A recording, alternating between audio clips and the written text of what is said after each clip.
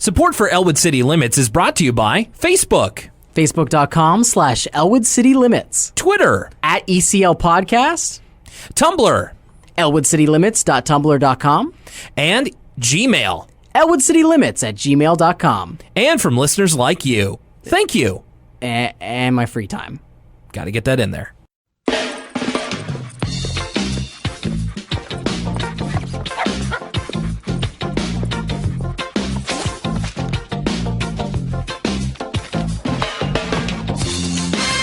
All right, well, Lucas, it was quite a week for a big return in the lives of both you and I and Japanese wrestling fans all around the world. Oh yeah, we're gonna start with this. I was gonna say it was certainly quite the week on the world stage, which had me pretty downtrodden. But the thing that cheered me up the most of all the bad stuff that happened this week was that Shibata came back to New Japan, which was a shining beacon of happiness in such a crappy week for the rest of the world. For sure.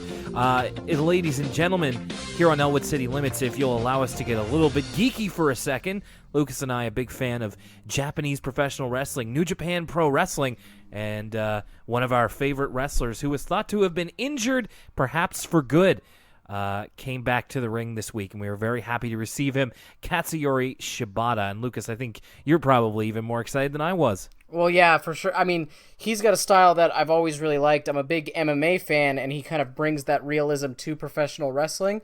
And I also was very, I thought his condition was a lot worse, I guess, evidently, than it ended up being, because the rumors were that he wasn't able to walk and he didn't have feeling in the right side of his body. So just to see him walk and he seems totally fine, it really brightened up my day. It sure did for me too, and I mean, even if you weren't the biggest fan of him, it is very good when somebody is able to come back from injury like that and defy all the odds. So that was certainly good. Lucas, you mentioned it really quickly there, but I mean, quite a week it's been since we were here just last Friday for that episode, and if you don't mind, I just want to make a quick statement here. There's so many ways I can start this, but basically, I know that you who listen to Elwood City Limits, you want to have fun listening to this, and that's what we want to do too. We love having fun, and this is very fun for us to do. But this past week, especially for our American listeners, has probably been very difficult, and with the events especially, I'm referring to Charlottesville, Virginia, with the situations going on over there. Of course, it's been all over the news. I don't want to necessarily make you rethink about that or relive that, but I did want to take an opportunity to just make something very, very clear. And that is, and I'm speaking for myself, and I'm sure I'm speaking for my co-host Lucas as well, but if you are the sort of person who is, quite frankly, if you are on the side of the racists, the Nazis, the awful people who are perpetrating these horrible things that have been happening not just in Virginia, but all over the country of America, all over North America, all over the world, flat out, we don't want you listening to this podcast. We're going to have fun after this, I promise, but I need to make that very, very clear. If you are the type of person who is sowing the seeds of hatred, no matter where you are, whether it's our friends in America, whether it's here in Canada, whether it's anywhere throughout the world where you're listening, if you're the type of person who is propagating hatred, flat out, stop listening to this podcast, and we hate you. I totally agree with you, Will.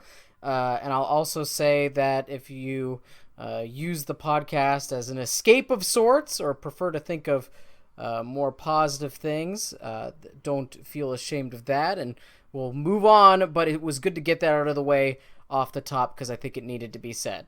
Yeah, it's as clumsily as I could manage to say it. I wanted to make sure that was out there, and we support everybody who is fighting against injustice, intolerance, and everything else that's bad in this world. But now let's talk about something good, because this is Elwood City Limits, the episodic podcast where we talk about episodes of Arthur, the classic PBS television series, bringing people together one Arthur episode at a time. My name's Will Young, and of course that's Lucas Mancini, my co-host. Hey, back at it again. That's right. We've got ourselves an episode here of Arthur. Really quickly, no emails this week. However, Lucas, do you remember last week when we were talking about DW Goes to Washington, and you and I wondered what the traffic situation was like in D.C.? Oh, I saw this. This is great. Yes, we had a tweet come in on @ECL Podcast. There was a shot of the DC Expressway, you might say, in that last episode, and I wondered, is DC traffic really like that? Well, @ThisGullyFern tweeted us and said, "Hey there, DC person here confirming that traffic is like that." Well, there you have it. I wonder if almost every major metropolitan city is like that, or if DC especially has bad traffic. I guess I'd have to go there myself to figure out for sure. That's actually a place I'd probably like to visit. So much history and stuff to see. Sure, we could make it like a Elwood City Limits class trip someday. Maybe someday, yeah. All right, so let's get into it now. We've got 2 full Arthur stories here, and I'm excited to talk about these ones. The first one is DW's Dear Friend, and make no mistake, that's D-E-E-R, not the other way around. I see what you did there. Right off the bat, we get to know that Arthur has great taste in desserts because the cake he's so excited about happens to be my favorite cake flavor. Though admittedly, I'm not a big cake guy. I prefer a nice pie when we're talking about homemade baked goods. But this is what I believe to be the best cake around. I knew that you would have something to say about this because you've made no bones about the fact. You've made no bones to me about the fact that your favorite cake is carrot cake, and not even is Arthur's favorite cake your favorite cake, but Arthur's getting a double-decker. That's right. That's why he's so excited. It's not only that it's carrot cake, it's double-decker. Now, just like you like carrot cake, Lucas, I love continuity, and we certainly got that here in the cold open because it's time for another weekend trip for the Reed family. Last episode was DW Goes to Washington, where Arthur decided that they would go to Washington, D.C. for their weekend trip. And now Arthur knows very well that this one isn't going to pan out his way because it's DW's turn to choose where they go. Great continuity. What's interesting is usually when they do something like this, it's in the 2 stories that are contained in one episode. We saw a lot of this in the first season where the 2 stories would have some sort of through line or thread or even just have direct continuity with one another. So it's interesting to see it go across episodes now. Arthur says that, of course, if it's DW's choice, then it's got to be Ponyland. We're finally going to see the vaunted Ponyland. And we get a little insight into Arthur's idea of what Ponyland, the experience of Ponyland will be, because his dad says, how bad could it really be? And Arthur's imagination is that basically it amounts to torture for him, because in his imagination he's not strapped to the chair, so apparently he's there of his own volition, like he could leave at any time. He is sitting on a chair, and there are 2 circles going around him, one of children and one of ponies who I should say like more My Little Pony style ponies, who are kind of going around in circles just singing some inane song. And Arthur he's not going anywhere, even though he probably could, but he's just screaming and screaming, and he just yells, "My brain is melting!" It's pretty horrific. It's like in Men Who Stare at Goats, where they use like the Barney song as torture.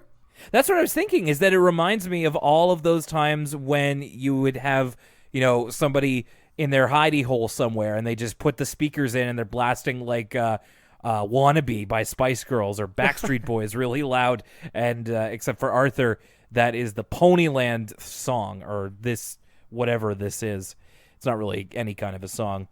I love this. DW is aware that she holds all the power in this situation. Oh, so she's milking it for all she can. That's exactly what I have here. DW is milking it like, where do I want to go?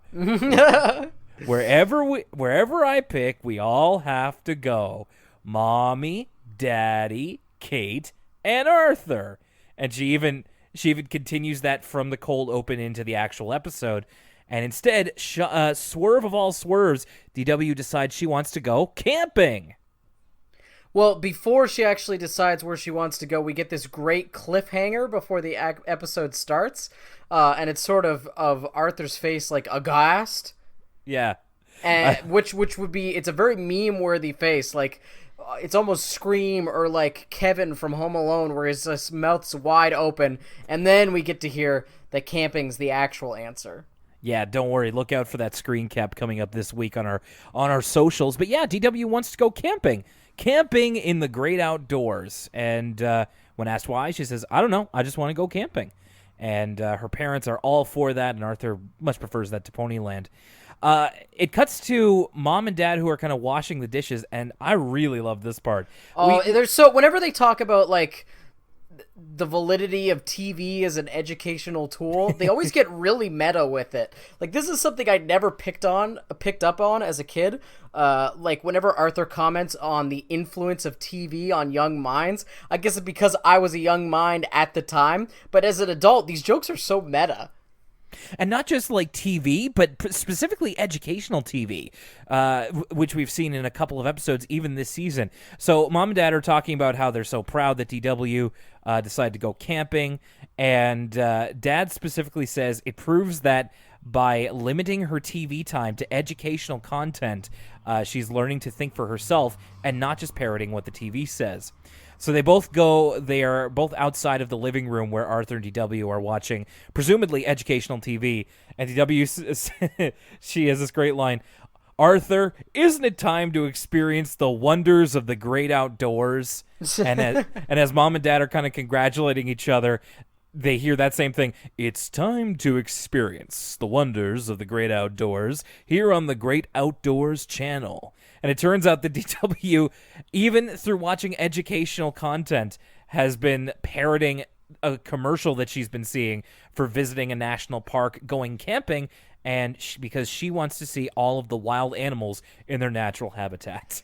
It's a complicated joke because what they're saying here is that DW is still very much influenced by TV, but it's not necessarily always a negative influence. Like, if a TV show makes her want to go see the great outdoors, that's actually a pretty positive thing, but yet she is just parroting, like, she's so susceptible to, like, any... And Arthur, too, we've seen in past episodes, whenever there's, like, an advertisement, they always, like... They always dive deep and are like, okay, yeah, I'm all in on whatever the TV is telling me. Yeah, exactly. And Dad himself is just like, camping is still a good thing. And Mom's just like, I need to buy her more books. Yeah, that was a great line. Funny also because here in Canada this year, we've had a big ad campaign for our national parks. Everybody gets like a free pass to go visit national parks. Right, for Canada's 150th anniversary. That's right. So that kind of reminded me of that same drive to get people out and experiencing the wonders of the great outdoors. So they're all packed up eventually and ready to go. They're all in their kind of nature-y outfits. Another C-right for outfit change. That's right. Everybody's got their camping plaids. Yeah. They look like they just rated an Eddie Bauer or an LL Bean. Dad's got his stylish bucket hat. That's right. Schoolboy Q taking a page out of his book. I wore a bucket hat all the time back when I was like 10 and 11 years old. I went from baseball hats to bucket hats, and then you get the most sun coverage. It's very, very utilitarian. Yes, it is, absolutely, and I think that's why my mother loved that I wore it. We get a great line here. I mean, hey, spoilers for this episode. It is chock full of great lines, so there's a bunch of them that I wrote down. One of them is Arthur being dejected and saying, "I'm going to be trapped in a tent all weekend with DW." And Dad says, "You make it sound as if DW is difficult." And then it's immediately her like honking on the horn for them to get going. And I just thought, like, you make it sound like she's difficult. Yeah, bro. You know your daughter? She totally is. Oh, it was so good. Dude, what's great about the lines in this episode is there's a lot of good delivery, and we get that in the next scene where they're sort of driving to their camping spot, and DW isn't using her normal inflection. She's like talking like she is the host of a nature show, pointing out all the imaginary animals she sees on the way, even a lost penguin. Uh-oh, it's a lost penguin. Like, really dropping it down an octave. I also appreciated her take on 100 bottles of beer on the wall. It's 100 bunches of bears, and the line goes, if one bunch of bears comes to live at our house, then 99 bunches of bears in the woods. So they get all set up finally at their camping spot, and hey, so we've been talking about the location of Elwood City. If anybody has a good idea of what national park this might be based on our previous episodes, let us know. Via interesting. Email or social. I didn't even consider this. Well, now we know that Elwood City is at least a weekend drive away from Washington D.C. Yes. So. That's right. That's a clue because we knew that Arthur's dad only had a week to get there, and they didn't take a plane. Not a week. Excuse me. He only had like a day because he had the weekend off. That's right. They would have had like Saturday, Sunday, probably. So we get them starting to set up, and then Arthur and Dad immediately go fishing, while Mom, Kate, and DW are going to go on a nature hike. And on their nature hike, they pretty much only see a spider, which DW is just like, it's just like the old spiders we have at home. I liked Arthur and Dad fishing because they're just... What was so great about this is it's really hard in like a 22-minute animated show to let a joke breathe. They talk about that on the commentary track of the Simpsons movie. There's a joke in the Simpsons movie where Lisa's sort of going door to door, and it's this long shot, and they talk about in the commentary track, like in a 22-minute episode of something, it's so hard to like argue for the time to let a joke breathe like that, but they could do it in a movie. And this was a great example of this in Arthur. There really isn't any jokes that are delivered with like this much of a beat in them. Yeah, really. So, this is fishing. Yep. And it made me realize, so, like, Lucas, you've mentioned before that you've gone camping with your dad. My family was not a camping or really outdoorsy family at all, so I've never been fishing myself, and now I completely understand why the thing when you're an adult is to bring, like, a 12-pack of beer on a fishing trip. Fishing's actually, I don't fish a lot. In fact, I've only fished 1 or 2 times in my life. And it was more like a fly fishing, like out of a stream than in a boat.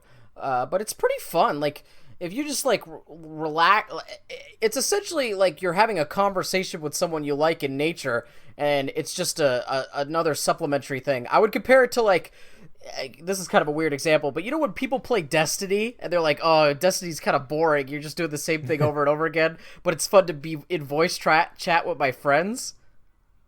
I feel like people who are way into fishing feel the same way. It's more like a social activity than it is for actually like catching fish. Exactly. Eventually, they do manage to Dad manages to catch a fish after falling asleep, and they bring it back after the others come back from their hike. I like DW's line here of, like, how was the hike? And DW says, the forest is a big, dirty ripoff. This next scene, like, I could see what was about to take place a mile away. But I'll actually say that just means these characters are well fleshed out, that I can predict all of their reactions in this situation. It shows there's depth to what the writers have done with, like, okay, I knew exactly what DW was going to do. I knew exactly what Arthur was going to do, and I knew exactly how his parents were going to react. And that just shows how well fleshed out those characters are thus far. That's a great point, because we've already had the episode where, you know, DW mourns for the loss of poor Spanky, and so I'm sure the sight of another dead animal is not what she wants to see. They have the fish out there, and it's not, thankfully. Excuse me, Will, have some respect for the dead. He's not just the fish. We're talking about Bucky here. Bucky, excuse me.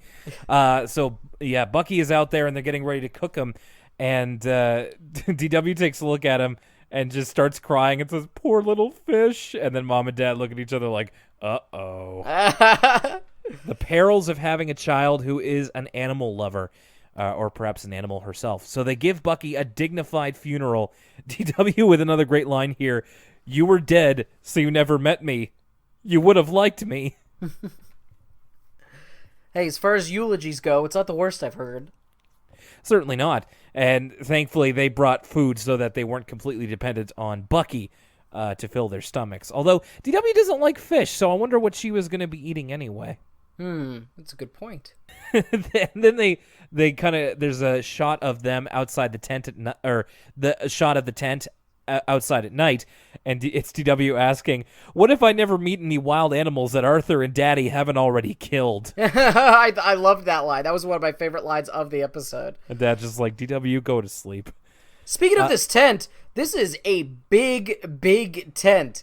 I don't know, like, wait, let me do the quick math real quick. Okay, 4-person, not counting Kate. This is a 4-person tent, and they're all squeezed in, like, side by side. It's huge.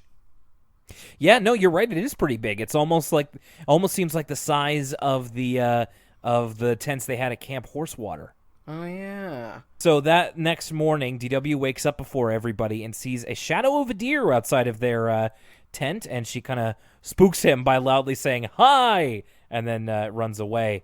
And she's those of you playing ECL bingo, cross off your animal hierarchy square.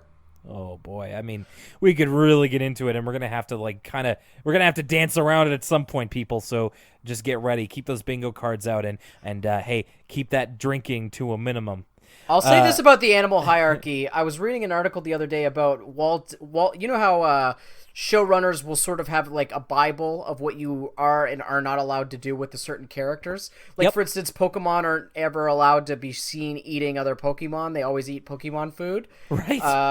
Well, someone was talking about the original Walt Disney one, and Walt Disney's explanation for why Goofy is bipedal and Pluto is like a regular dog, but Goofy is like sentient, is because Goofy is a funny animal and Pluto is an animal.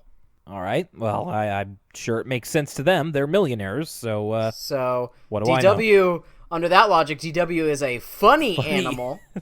Yeah, the funny animals of Elwood City. So, I guess that's capital F, capital A. I'll take your word for it there. So DW's a little disappointed that she wasn't able to make friends with the deer, but Mom reminds her that deer are easily frightened, so she has to stay very still.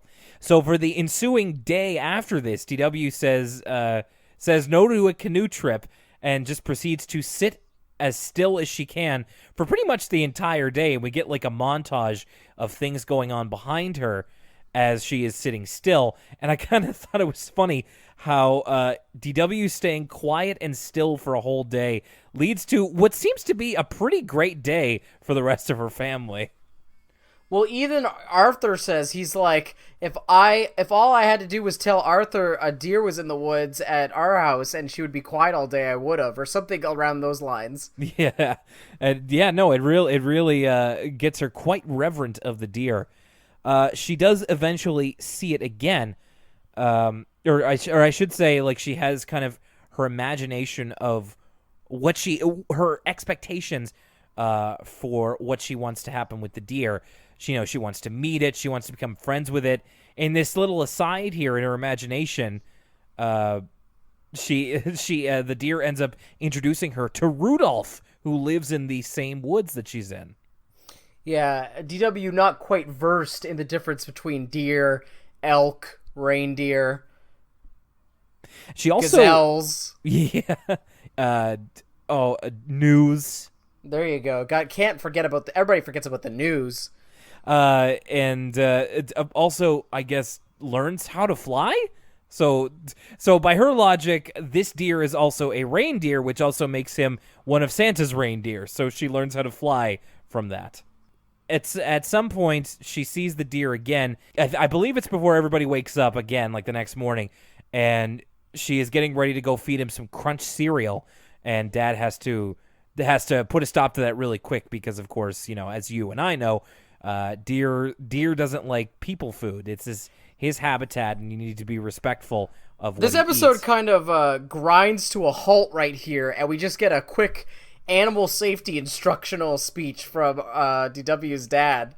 Like, you could chop this part of the episode out and just kind of show it to kids before you give them a tour of a national park. Yeah, it's not quite the most subtle that these kinds of themes have ever been in Arthur. It's definitely putting that kind of stuff wholesale into their script. But Dad does say, you wouldn't like it if somebody came into your house and fed you strange food. DW says, I would if it was a deer. And then we get the kind of the second part. So there's like 3 parts of DW's imagination of what this deer would be like. I believe at this point we have named the deer. And she does say, like, she calls him Walter Deer. Walter, in this second one, moves home with them, and we even see him in, like, the back seat of the car as he waves goodbye to the park ranger. And I'm like, I'm pretty sure they wouldn't let that happen.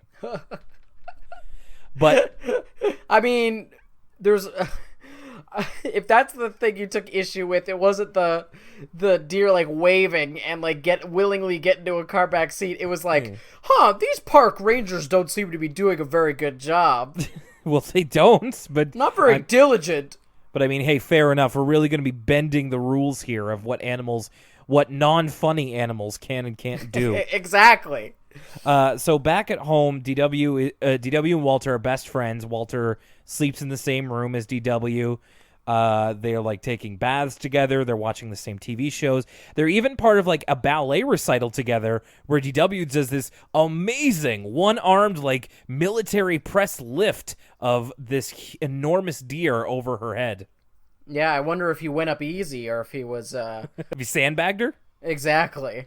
You want to know if that's the case, DW is very strong. If Walter posted enough. And finally of him eating a cake inappropriately at Grandma Thora's house, like he kind of puts his whole face in it. I must say, during this part, I really liked the music. I thought that the music was really cool. They used a bunch of different instruments that they don't normally use. Like there was a type of flute in there. There was a really jazzy saxophone part at the end too. Mm-hmm. It had like a 90s like sitcom montage kind of feel. Yeah, very lighthearted. Yeah, very genuine. So after kind of thinking about this and trying to convince her parents to let her bring the deer home with her, DW runs crying back to the tent because she's just like, you don't want me to have any friends who are wild animals. She's very upset about this, crying. And again, we get another kind of like word from us kids message here into Mom's dialogue as she's trying to comfort her of just like, Walter wouldn't be happy at our home. He has a family here in the woods. She says, would you like it if somebody came and took you away from your family? DW's just like, just Arthur or everybody? She's gotta clarify. And then we get the third of DW's imaginations of what life with Walter would be like. And this is where Walter starts talking. And he has this kind of weird child voice. Like, he looks like a deer, but I guess he's, like, aged to be close to DW, so he just kind of sounds like a young boy. And it's I wasn't a fan of Walter's VO or either, and I'm glad you brought that up. To me, he sounded like, have you ever watched Broad City? No, but go on. There's a character in Broad City, one of the main characters, Alana, and there's an episode where she has to do her taxes, and she's like, it's gonna be the first time I do my taxes without my mommy and daddy. And Walter sounded a little bit like her impression there of like a baby who can't do its own taxes. I see. Yeah, no, I kind of see that. It's just like, I miss my mom and dad and and my brothers and my sisters. And he also says, interestingly, I'm the only wild deer in town. So I'm not sure if that may be implying that there are non-wild deer in Elwood City. Will, we've been over this. He could have just said, I'm the only non-funny animal in town. He needs the proper nomenclature. The closest I can think of is that we do have George, who's a moose. But are there, like, deer friends? I think so. I think that's why he specified wild. I think there's definitely funny deer. Yeah, but DW realizes that, he probably wouldn't be very happy and also would have a really weird voice if she brought him home, so she decides to let that go. And then finally, it is the day where they're, I guess Sunday, where they have to leave. DW kind of watches Walter from the bushes one more time, kind of comes up to him very gingerly and just just kind of gets into his field of vision, but doesn't really move. And they both kind of lock eyes for a second, and DW is happy that she got a little bit of time with her dear friend as they drive away. But the end of the episode, we get swerved. They were funny animals all along. or something. I don't know. Maybe there's some kind of third classification here. So from the woods, we see Walter and presumably his father watching them drive away, and he has the same voice from DW's imagination, and he says, "She watched me all week from the bushes. I wish we could have taken her home." And then his father, who clearly has the voice of Mr. Ratburn, says, "She never would have been happy with us." And they live in those metal rolling things. So, and then they just walk away, and that's the end of the episode. So we're really going elbow deep into the magic realism bag for this episode of Arthur. Yeah, it leaves us with a lot more questions than it does answers. Boy, does it. No word from us kids this week, and we move into I actually didn't realize for some reason that this was the episode that we were getting with Buster Hits the Books. We get now, I guess this is more of a traditional Arthur cold open. I guess there's more of him directly addressing the camera in certain situations than there are of the actual matter of the episode by this point. Sorry, I zoned out for a second there. I'm a little confused. What I mean is there are more cold opens of Arthur directly addressing the camera in kind of a meta style rather than the one we got in the last story. You know what I'm saying? Then in medias res. Yeah, absolutely. Yeah, rolling starts. Yeah, I understand. It's more Arthur usually sets up the episode Ferris Bueller style. Ferris Bueller style. I could have just said that, and I've been saying that for all this time. I can't believe I forgot. It's been a while. So it's Arthur talking books. It's his main subject here. It's what they pay him the big bucks for.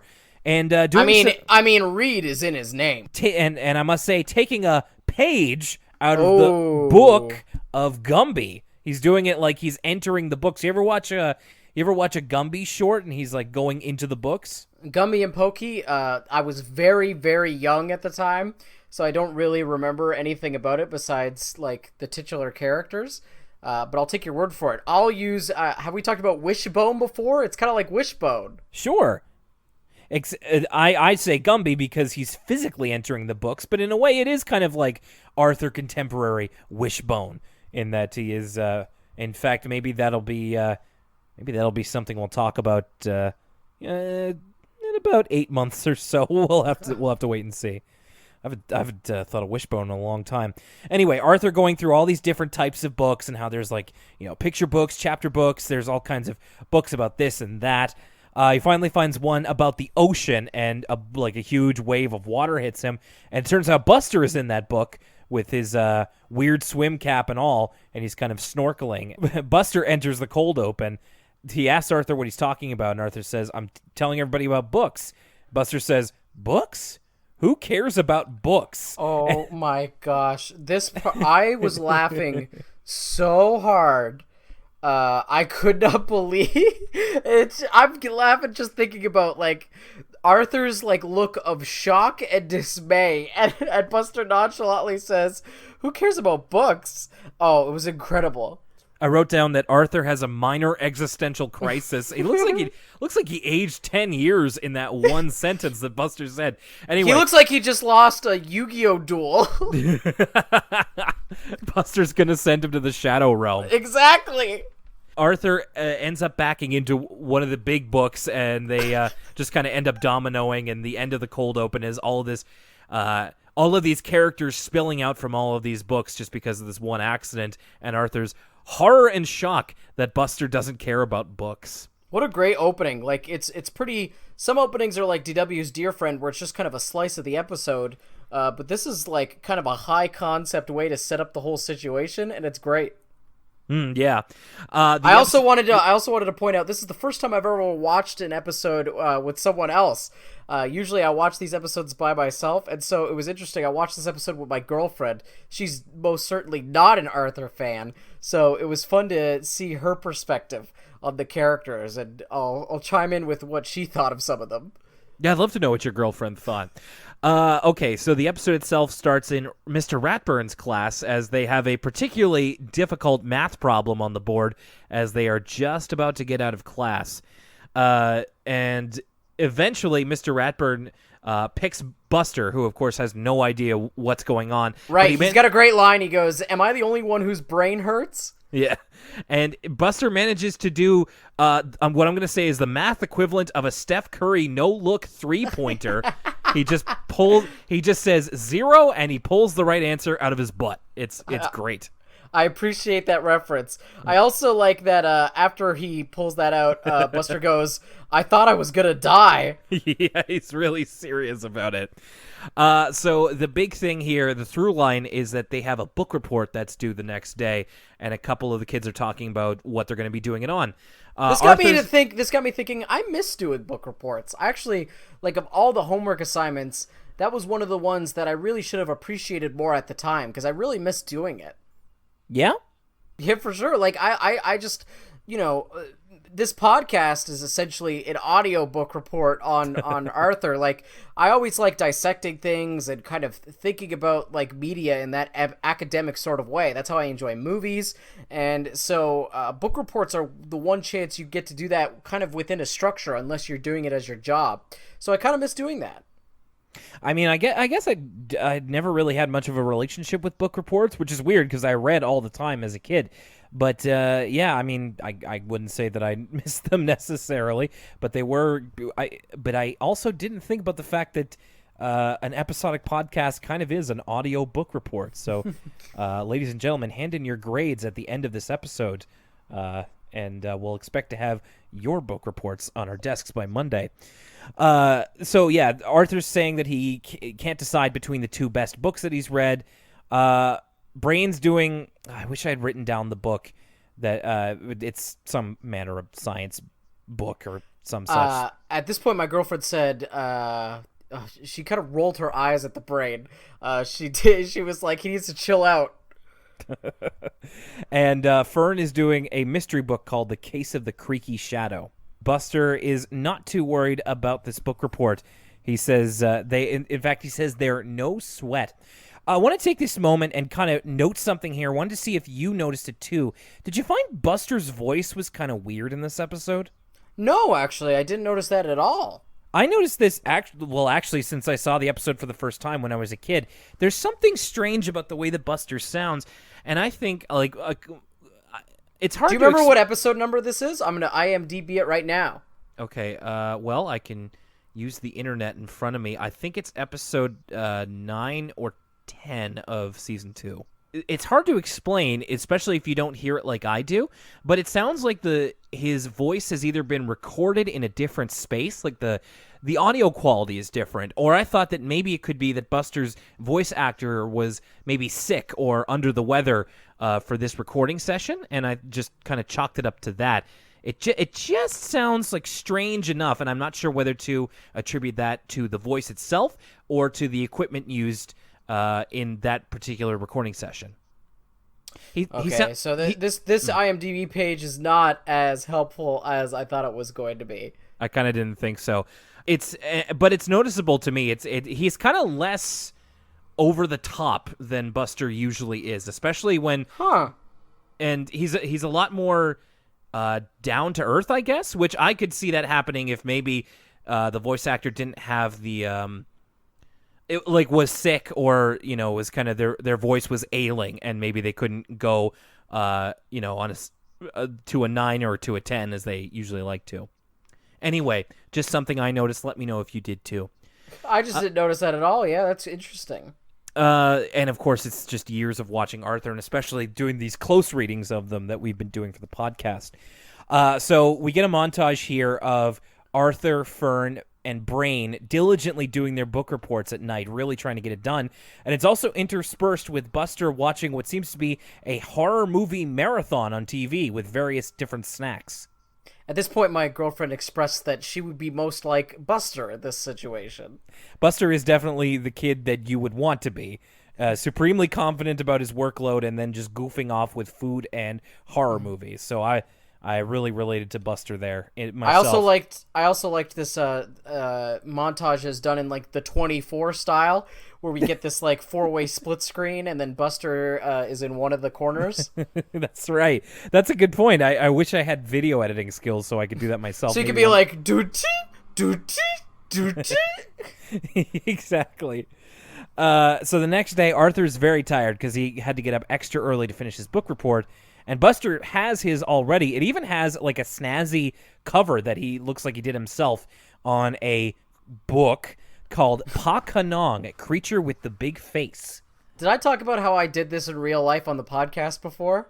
I don't think so. Tell me. I once faked a book report about Joseph Conrad's Hearts of Darkness because I had seen Apocalypse Now, and I had read the Hearts of Darkness Wikipedia page, and I was good enough at understanding how an English essay was supposed to be written that I was able to BS the entire thing. I almost certain I talked about this before on the podcast, but it does sound kind of familiar. What grade was that? Like grade 11 or something. Oh wow, that's late in the game. Like I got a very good grade on it. Like I could see Buster getting away with this if he didn't want to be honest about it. I guess there was no Wikipedia at the time, so that's true. In fact, we'll see why in a second. So Buster says that Arthur is interested in that book, but Buster says he can't loan it to him. Binky comes up and he says that he saw that same movie on the Giant Monster Channel the night before. In fact, it affected him so much that he cried. I love that. It was so funny. Big, ugly, misunderstood. I cried. It's really the delivery that sells it. It's a good throwaway line. So Arthur's dismayed that Buster did his book report about a movie, but oh boy, Buster's reasoning for this is as such. He says that all movies come from books, which may seem true today, but technically isn't true. And back in 1996 was even less true. It's just funny kid logic. Like, I can see how Buster, not having read any books himself, would have come to this conclusion had nobody told him. For sure. And really, this is the first time. Like, he says all movies come from books. Arthur shakes his head no, and then he just goes, they don't? Uh-oh. And that's all it takes. I'll also say this is where my girlfriend started to point out that Arthur was being very judgy in this entire episode. And I understand because I get the characters that, like, he's just his friend and he's worried about his grades and he's trying to help him. But to someone who hasn't seen any other Arthur episodes out of context, it does seem like Arthur is, like, he's not minding his own business. He's not staying in his lane. Like, this whole episode, he's, like, totally distraught that Buster doesn't like reading. Yeah, he is, but I mean, reading is such a part of Arthur's identity. It is a little, It is a little, like, inserting himself into Buster's life, yes, but I think he means well by it. But sure, I totally get where she's coming from. So they go to prehistoric Wikipedia, the library, and get Miss Turner to check and see if Pa Kanong is a book, which it is not. So Buster can't, in good conscience, use his book report, which I have to commend him for doing that. Again, if he were someone of a, if he had a bit more Lucas Mancini in him, he would have rolled with it and probably got a good grade. They're sort of discussing how bad Buster's grade's going to be, and they're saying that Mr. Rapperin's going to give him a grade worse than an F, possibly an F-, even a G or an H. Yeah, I wrote that down too. I thought that was funny. I also noted here that this is maybe the first confirmation that we get that Buster says, my dad's a pilot, maybe he can fly me out of the country. Yeah. Everybody's sort of just overreacting to this situation, but it's like, it's a very kid thing. Like, this would be the end of the world for you if you were a kid. But Arthur's got this sort of righteous horror about the whole thing, and then Buster just thinks, like, it's the end for him. Like, he thinks it's all over when they talk about how the solution to the problem's possibly when it's not, packing his bags and moving away in the my brother and me style. His other solution is to go and talk to Mr. Rapperin about it, which is what I would have done in this situation. And Buster says it's actually pretty adult of him. He goes, it's better than running and running home and crying. Which is true. It is better. Yeah, I really have to commend him here. Like, this is the honorable thing to do. He admits that he's wrong and he kind of steps up and accepts the consequences. That's once again another like in Adventures of Lucas's academic schmarming. I did that all the time in like junior high. I would always be like, "Oh, can I have an extension for this? Like, we have a lot of workload with the other like that's a Lucas Mancini 101 is trying to procure extensions." No way, dude. I never asked for an extension. I am a deadline master. Oh no! Oh yeah, I was Mr. Extension. That's what they called me in my yearbook. Ooh, more reasons than one. Ugh. Oh, but ew. No, but I was always. It was because I like to wear fake long hair. But I was always. That's why. Yeah, that's why.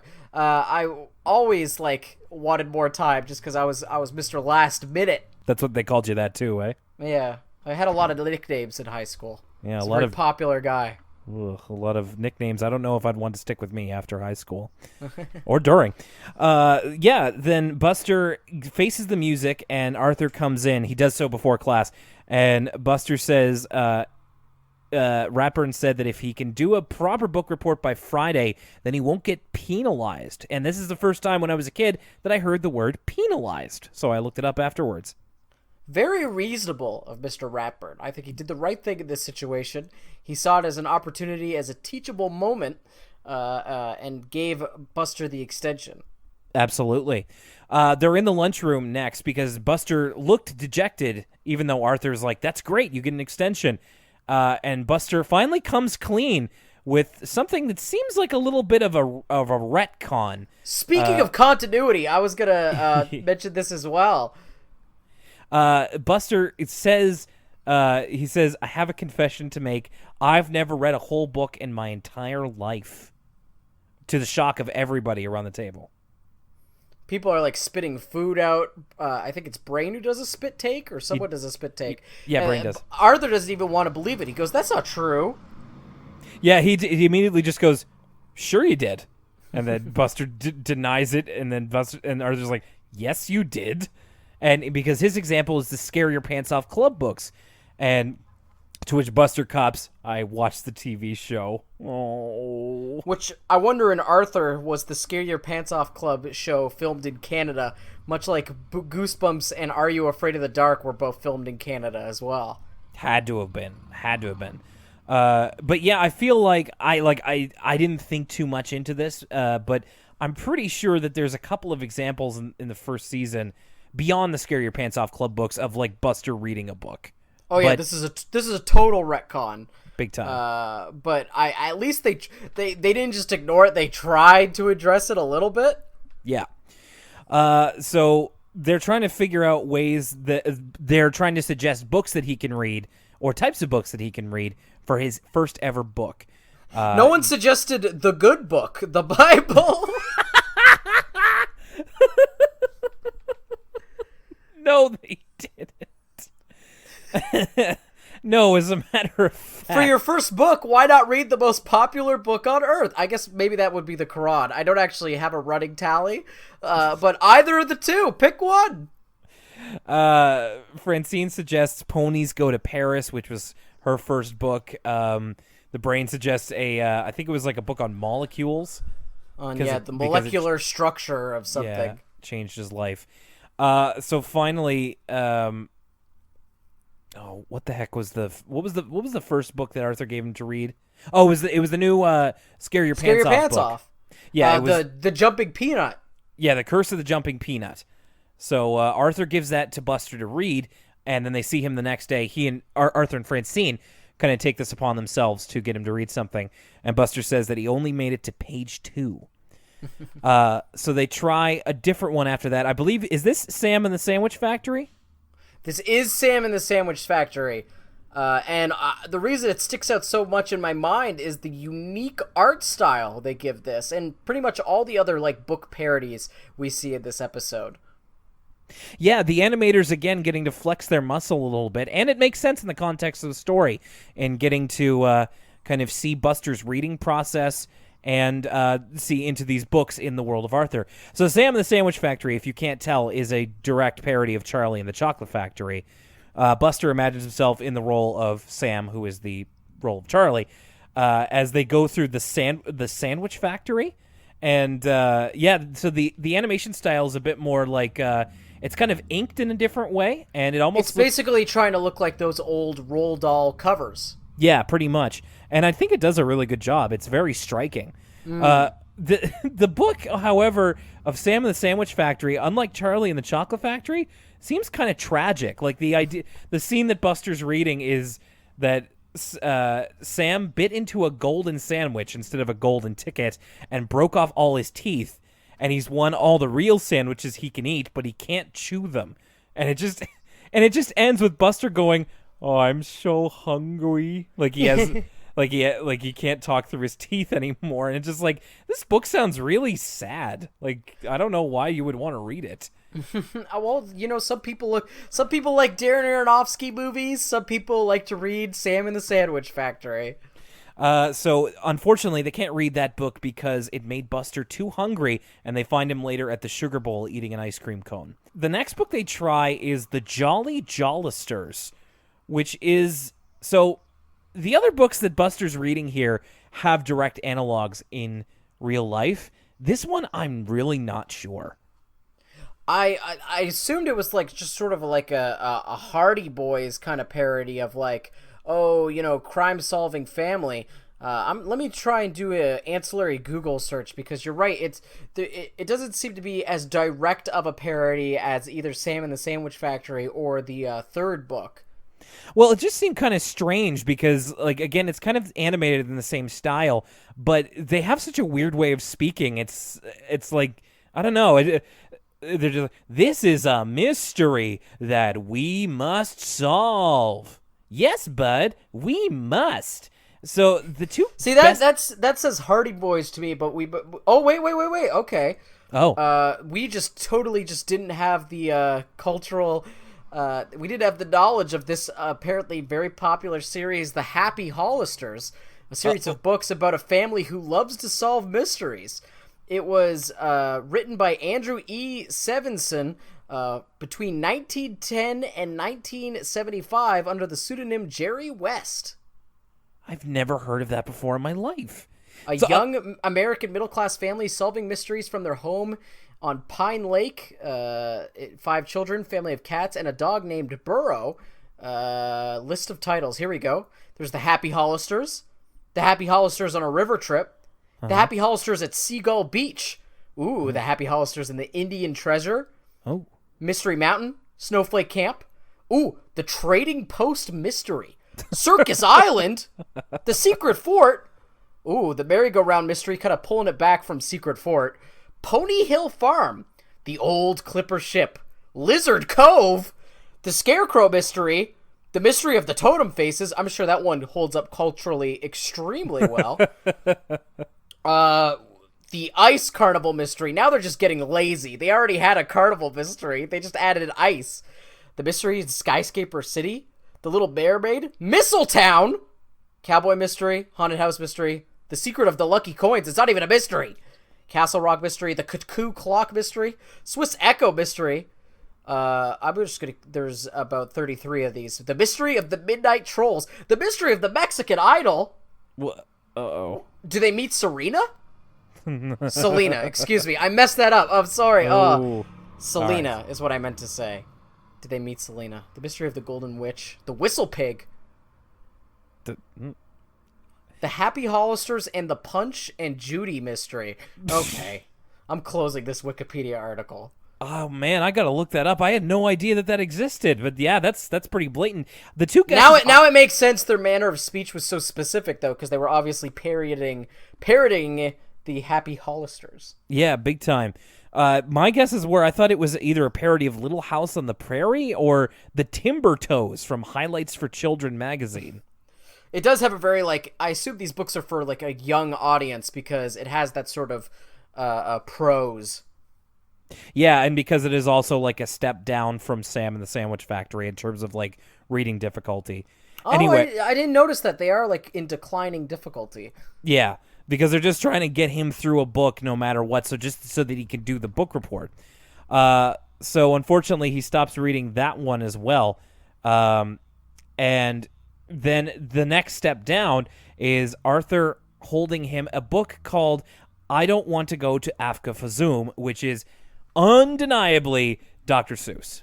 Oh, and there's so many things that are great about this. For one, they nailed the Dr. Seuss art style and writing style perfectly. Yeah. But two, the detail that I thought was really clever was like Buster is narrating the story as he is with all these other books, where it's sort of Buster reading the page and then we see an animation of what he's describing. But you could tell he's just like really confused with all the made-up words. Like in his read, like whenever he has to read like a made-up character that would be in a Dr. Seuss book, he sort of stumbles over of it and is like kind of confused about the whole thing. Yeah, he's just like, the bongo Gareemers waved as we passed. Like they could have played it straight, but I like how they had like, it's just this extra context of like, oh yeah, Buster's like not into this at all. No way. And that's kind of a clue of why he's having trouble getting through these. But yeah, no, it is like a spot-on Dr. Seuss parody. It almost feels like this could have been a book that he wrote.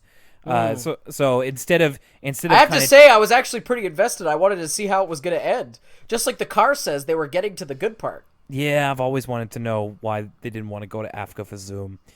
But yeah, Buster does stop reading that one too. And he's running out of time. It's the day before the book report is due. I believe it's when Arthur gives him Africa for Zoom, and Buster asks him about another book that he's got under his arm, and that's Robin Hood. And Buster kind of takes a look inside and is immediately interested in what he's got there. So Buster failed to read I Don't Want to Go to Africa for Zoom, and they're at the Sugar Bowl, and Buster says, Arthur's basically saying you can't go your whole life without reading, and Buster's like, I'll just get rich and pay the brain to read for me. I love this. He goes, so I'm not a reader, and he kind of shrugs his shoulders. So I'm not a reader. I'll just become rich and pay the brain to do that stuff. It's a very Buster channeling his inner Floyd Mayweather. It doesn't matter if you can't read; you can still get very rich otherwise. That's true. And I mean, to be fair, Buster saying that he's not a reader is it's fine. Like it would have been weird for me to say that as a kid because I was a huge reader like Arthur, but like there are just some people who just don't really like reading, and that's fine. I feel like sometimes that train of thought is maybe not demonized, but kind of like not focused on, but there are totally kids who won't be interested in reading, or in Buster's case, just doesn't find stuff that they're interested in reading. So that's the thing, and I think this episode does a good job of telling this point. But I think the big problem is a lot of people who say they're not readers just haven't found the book that's right for them. That's right. So Arthur hands him a baby book, like an insultingly short book, just called Blue, and it's what you think. It's the sky is blue, the ocean is blue, which weirdly, even though it's real, it's like the size of a pamphlet, but Buster can't even finish that. He can't bring himself to finish Blue. But then he finds Robin Hood, which he borrowed from Arthur, and then meets him at school the next day and says that he was up all night reading Robin Hood, and he's almost done, which is actually farther than Arthur has gotten in the book at this point. So Buster does his book report on Robin Hood. However, he asked Ratburn if it's okay if it has a cliffhanger ending because he hasn't finished it yet. Which I kind of think is a punk move by Buster. Like, just finish the book and do your report. And I think how Mr. Ratburn was being really reasonable giving him that extension. I think he's being too reasonable here. And he's like, oh yeah, it's great. You didn't finish the book? Oh, just read it next time. Yeah, it's real like elementary school, American public school system. Just get them through. Yeah. Just get those numbers. So Arthur is excited that Buster really likes Robin Hood, and the episode ends with them going back to the treehouse and reading Robin Hood together and finishing the book themselves. All right, so two very interesting episodes. Let's go back to DW's Dear Friend. What'd you think? I liked this episode. It's another one of those episodes, like you always say, that if you're not a fan of DW, it's really going to get on your nerves. And I'm a big fan of DW, but even there were some points in this episode where even I could feel for Arthur, and she was being a little, like, too over the top, especially when she was crying about the Her parents won't let her meet any wild animals. Yeah. Besides that, though, there's so many great lines. I love that the whole setting of the episode, the fact that they're going camping, it's just like a fun, you feel like you're on a trip with them. And I like the conceit of like, DW just wants to see all these wild animals, and she's kind of disappointed by nature not being this sort of Disney-fied, all the animals come and hang out with you version of nature. She's disappointed by the reality of the situation. So I did like it. I will say my big negative thing is Walter's voice, which I just thought was a little strange and off-putting.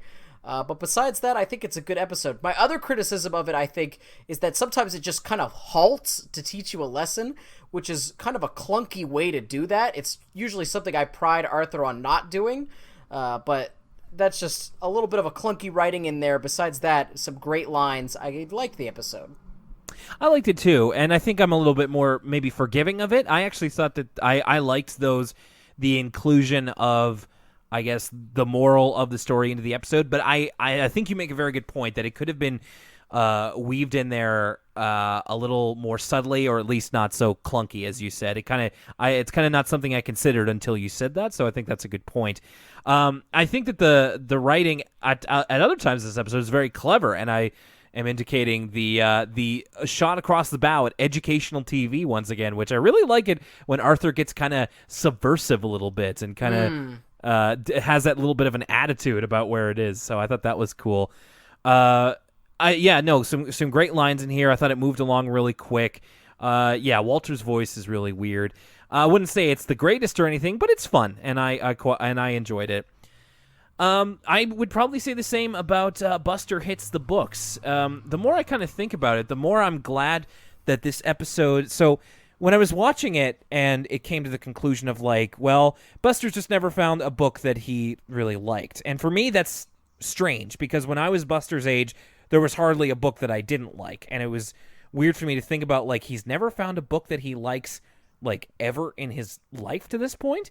But I think it's important that side of, that type of childhood experience is represented. Like, later on in the show, we get George, who is dyslexic, which is an entirely different experience altogether. And it kind of seems like they might be going that way, as in, like, Buster has, like, learning difficulties or something, because when he's reading the books, he keeps kind of drifting off or doing something else. But the point is that he's never found something that's interested him, and that's a big point of the kids kind of misunderstanding Buster's difficulty. They just kind of think Buster's maybe not as smart as them. That's why they keep giving him simpler and simpler books to read. But the problem isn't that; it's that Buster's not engaged. Yeah, and it really illustrates the fact that's never been explored with Buster, and so he's been missing out on all this time enjoying reading when he could have been and reading all of these books as cool as Robin Hood. I thought that despite Buster's voice sounding weird, for me, I thought it actually added to the episode. He sounded a lot more like grave and subdued, and it kind of added to how seriously Buster was taking the situation. It's almost a side of him that we've never seen, of him kind of taking things more seriously, and I appreciated that. I really kind of liked where Buster's character went in this episode, and I liked the journey through the different types of books. I thought that was really fun. At this point, I might say that this is kind of on the lower end of one of my favorite episodes of the season. Again, I've kind of said that season 2 is not exactly right pickings at this point, but but that's not to talk this episode down at all. I really liked it, and I thought it was very creative and important for a younger audience that would be watching it. Big surprise, I loved a Buster episode. I adored this episode. I thought it was really, really funny. Like, I know you liked some of the lines in DW's Dear Friend, but I was, like, busting a gut at, like, Arthur's, like, scream of terror when Buster told him he didn't like reading. I loved, like, Buster had some weirdly, like, adult lines, like when he's like, so I'm not a reader, I'll just become rich. Like, that's really funny when he's talking about, like, it's better than running and crying home, or that he wants to move away when he's scared he's gonna fail. There was a lot of lines in this episode that, like, I found myself, like, laughing pretty hard at. So I thought it was a really funny episode, and I totally agree with everything you said about how it's an interesting angle to take about how some people don't like reading just because they haven't found a book that appeals to subject matter that appeals to them. And I feel like it's a message that a lot of kids need to hear. It's kind of the purpose of like the Scholastic Book Order or a lot of summer reading programs at libraries, is sort of not tricking kids into finding a book that they like, but sort of trying to engage them on their level so they can come to their love of reading by themselves rather than forcing them to read something they don't want to read. A great point. And I'm happy to say that the Scholastic Book Orders are still alive and well. I got to read a new one at my sister's recently, so that is still going on. And hopefully you loved the Scholastic Book Orders as much as we did, and hopefully you enjoyed these episodes as much as we did too. Okay, so all right. Here are the ways that you can get in touch with the podcast real quick before we end off this episode. Facebook.com/Elwood City Limits, at ECL Podcast on Twitter, ElwoodCityLimits.tumblr.com. We're updating our social every day, or practically every day. You can email us, ElwoodCityLimits@gmail.com. We'd love to hear from you about anything and everything. You can find us over on Apple Podcasts. I need to get used to saying that instead of the iTunes Store. We're on Apple Podcasts. That is, of course, Elwood City Limits. Give us a rating and review if you're over there. Please and thank you. We really appreciate it. You can find us on the Google Play Store. I want to thank Corban Garcia. Recently, we changed podcast providers, and Elwood City Limits was down on the Google Play Store and on Apple Podcasts for a while, but they are back there. Everything is as good as new, so you can visit us there. Or if you want it directly from the source, go to elwoodcitylimits.libsyn.com. That's Libsyn, Libsyn. Lucas, next week's pair of episodes are going to be... This is a turning point in the show. I'm not going to lie to you, and it has to do with our main man, Buster. Next week's episodes are Arthur's Faraway Friend and Arthur and the Square Dance. Oh, I have the vaguest memories of what this could be, so I'm excited. Oh, man, I can't wait for us to dig into that one, and I can't wait for you to be with us as well. And hey, recently, we're recording this on the 16th, and it was 5 days ago that we celebrated 1 year of Elwood City Limits. Elwood City Limits, we started that on the 11th of August. And 1 year later, we are still going strong onto the second season. And it's been a great ride. And we want to say a big, big thank you to all of the listeners who have been here since episode 1. If you're joining us for this latest episode, we want to thank you for coming on. And for everybody in between who has supported us, offered us help, retweeted us, liked us, favorited us, reblogged us, sent us emails, sent us feedback, and everything else. And without you, we wouldn't be doing this. So thank you once again. Lucas, it's been a great year podcasting with you, and I look forward to hopefully many more. Ditto. All right. Anything else to add before we get out of here? I'm excited to play Sonic Mania. It looks like a lot of fun. I'm enjoying this season of Rick and Morty, just like every other white guy on the earth. I know. I'm trying to think if there's anything else. I really just want to play Sonic Mania. It looks so cool. Sonic Mania does look pretty tight. The good feedback I'm hearing is really burgeoning me to that maybe I should actually check this one out. Mm-hmm. And any final thoughts? Oh man. So this is fishing, huh? That's fishing, and that's Elwood City Limits. Hey, Lucas, one more time, thanks again for a great year of this podcast, and here's to the next year ahead of us.